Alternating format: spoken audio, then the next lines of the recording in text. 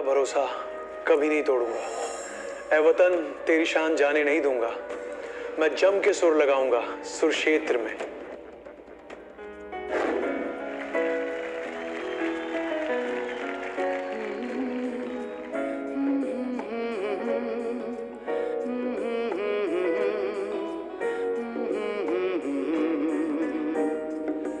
दिल को तुमसे प्यार हुआ, पहली बार हुआ तुमसे प्यार हुआ।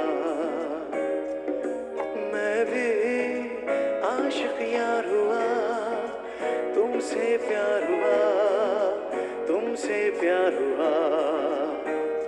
छाई है बेताबी मेरी जान, कहा मैं क्या करूं। छाई है बेताबी मेरी जान, कहा मैं क्या करूं।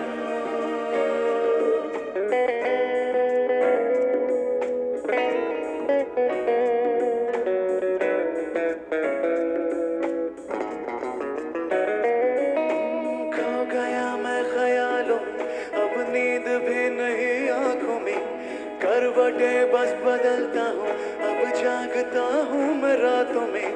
अब दूरी ना सहनी हर लम्हा कहता है, ना जाने हाल मेरा ऐसा क्यों रहता है। मैं दीवाना तेरा बन गया जाने जाना, मैं फसाना तेरा बन गया जाने जाना।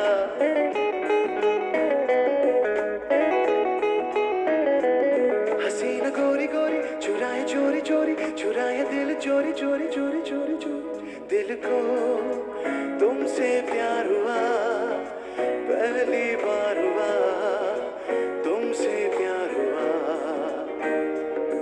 मैं भी आशिक यार हुआ, पहली बार हुआ तुमसे प्यार हुआ।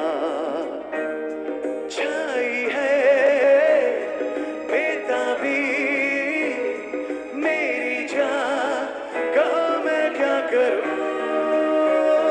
छाई है बेताबी मेरी जान, कहा मैं क्या करूं, क्या करूं, क्या करूं, क्या करूं।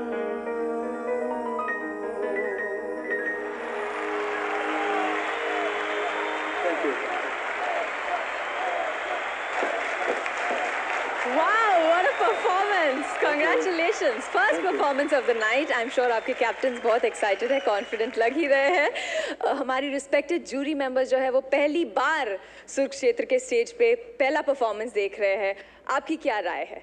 बहुत अच्छा गाया, बहुत अच्छी आवाज़ है। Thank you so much. अंतरे में थोड़ा सा आपको तकलीफ हुई ऊंचा, लेकिन एक बात मेरी समझ में नहीं आई कि किसी किसी जगह पे पीछे से आवाज़ कॉन्ट्रा मेलोडी कोई गा रहा था, ऐसे सुनाई दी। है बेताबी मेरी जान, कहा मैं क्या करूं। वो आप ही ने गाया हुआ है? नहीं नहीं, वो मेरी आवाज नहीं है। तो ये रिकॉर्डेड है? नो नो, बिल्कुल भी रिकॉर्डेड नहीं है। तो कौन गा रहा था अभी? ये अशफाक हुसैन मेरे दोस्त हैं, बहुत अच्छा गाते हैं, वो गा रहे थे। क्या ये मुनासिब है कि हम जज कर रहे एक सिंगर को और दूसरा सिंगर पीछे से गा के उसको सजा रहा है? एक बैकअप वोकल का फॉर्मेट इन्होंने पाकिस्तान के लिए ही नहीं बल्कि हिंदुस्तान के लिए भी अलाउ किया है। तो अगर हम यूज़ करना चाहें तो मैं यूज़ कर सकता हूं। अभी आगे के परफॉर्मेंसेस में देखते हैं हम यूज़ करते हैं या नहीं। मेरा ख्याल है कि उसके बगैर अगर सुने तो ज़्यादा बेहतर है, क्योंकि अच्छा। वो पूरी तरह से हम जज कर पाएंगे कि वो सुर लग रहा है या नहीं। जैसे प्लेबैक सिंगिंग में म्यूज़िक डायरेक्टर बैकिंग वोकल्स ज़रूर रखता है और एक गाने को सजाने के लिए उसकी प्रेजेंटेशन बनाई जाती है। यहाँ आई बिलीव सिर्फ सुरों का ही मुकाबला नहीं है, एक प्रेजेंटेशन का भी मुकाबला है। और कहीं कहीं ऐसी जगह है जहाँ पे ओरिजिनल गाने में उसकी रिक्वायरमेंट है। I believe we should use that. तो जो भी आशा जी, रूना जी और अबिदा जी डिसाइड करें, तो वो आप ही जूरी हैं, तो बेटर है कि आप ही वो फॉर्मेट आज डिसाइड कर लें जिस पॉइंट ऑफ व्यू से इसके आगे के जजमेंट होगा। हम एक ही सिर्फ आवाज़ सुनना चाहते हैं कि किस तरह से इस आदमी ने, इस स्टूडेंट ने तैयारी की है। मेरा सिर्फ ये कहना था कि जब आप कोई भी गाना ओरिजिनली सुनते हैं, एक वही इमेज होता है कि उसके पीछे क्या क्या वजह है, और मेरे ख्याल से ओरिजिनल गाने में भी बैकिंग हुई है। आई बिलीव कि उसके अकॉर्डिंगली वो ज़रूर होना चाहिए। फिल्म के लिए गाना होना, उसमें हमने एक गाना गा के फिर उसको डब किया या आलाप गाए, ये आर.डी. बर्मन साहब ने बहुत साल पहले सब किया हुआ है, ये हम जानते हैं। लेकिन अब इस वक्त हम बैठे हैं कि वो सिंगर की आवाज़ सुनने, उसका गाना सुनने, ना कि पीछे क्या आ रहा है और क्या बज रहा है।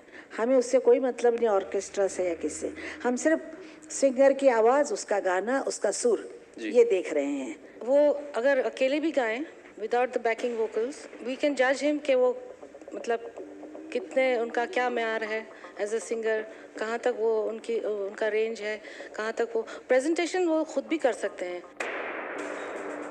हम ये चाहते हैं कि गाने वाले का आवाज़, उसकी ताकत, उसकी हिम्मत वो अकेला गा के ही बता सकता है, और वही सच्चा गाने वाला होता है, उसको किसी चीज़ की ज़रूरत नहीं है।